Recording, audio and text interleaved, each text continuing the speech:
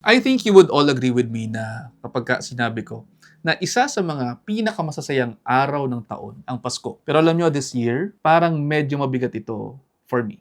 And this is probably the first Christmas na hindi ko alam masyado kung paano ngingiti ng buo. Hello po, dito po sa Tuesdays with Dr. Dex, mas tao akong hakarap sa inyo.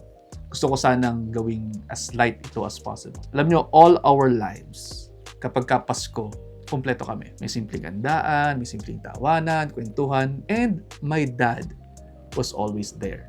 Parang sa akin, alam nyo, nagre-recall ako nito mga nakarang araw. Never ako nakaranas ng isang Pasko na pupunta sa ospital yung father ko at iiwanan kami. Ang naalala ko, alam nyo, kung minsan, kapag season ng Pasko, tapos dito sa Lipa, may mga nagpapaputok ng kung ano-ano.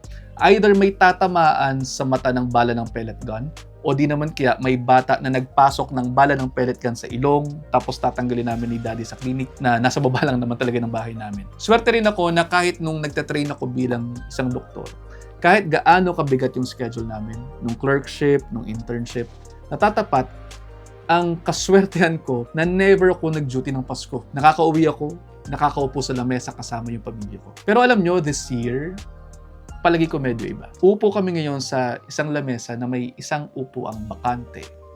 And to be honest, hindi ko alam kung paano haharapin yung unang Pasko na hindi ko maririnig yung boses ng father ko. Hindi ko maririnig yung pagtawa, hindi ako makakapagmano sa kanya, at hindi ako makakapagsabi sa kanya ng peace be with you sa simbahan. Kasi sumisimba kami ng anticipated mass ng December 24 each year. So, parang kulang siguro yung mararanasan ko. I'm taping this at November 24, so 1 month from now. And this November 24, naiisip ko na, pagdating nung December 24, I'm actually dreading that day na dumating. It would be the first Christmas Eve celebration or mass na wala akong ipi-peace be with you na tatay. Wala akong ipi-peace be with you na daddy. Parang ang hirap. Alam nyo, mahirap gumawa ng content na malungkot o kapag malungkot ka. Mahirap mag-post ng festive lights when inside ang dilim. Nagtatago lang yan dyan.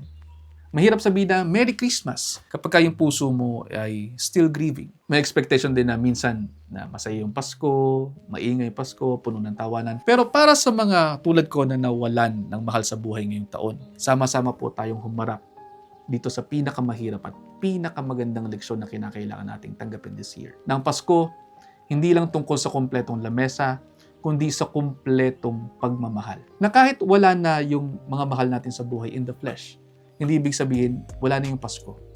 Dala natin siguro yung mga aral na binibigay nila sa atin, binigay nila sa atin habang buhay. Kasama dyan yung mga pangaral, yung mga bilin, yung mga tawanan. At isa pang na-realize ko, yung grief, pwede rin pala itong form of love that has nowhere to go. And at this point, yung Pasko ko ngayon, hindi lamang siya tungkol sa pagsasaya, pero tungkol sa pag-alala, pagpapasalamat, at pagpapatuloy. At again, para sa mga kagaya namin na this year, yung mga nawalan, yung may mga mabibigat na pusong pilit lumalaban. Okay lang maging malungkot ngayong Pasko. Hindi kinakailangan magpanggap. Hindi kinakailangan maging okay agad. We are not weak.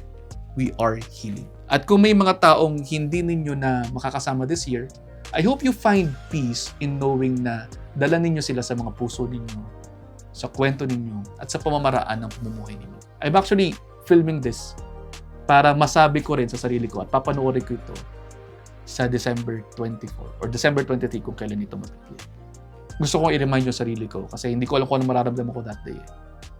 So gusto kong gamitin itong tool bilang sabihin sa'yo na okay lang yan. Sana dumating yung time na mag-heal tayo.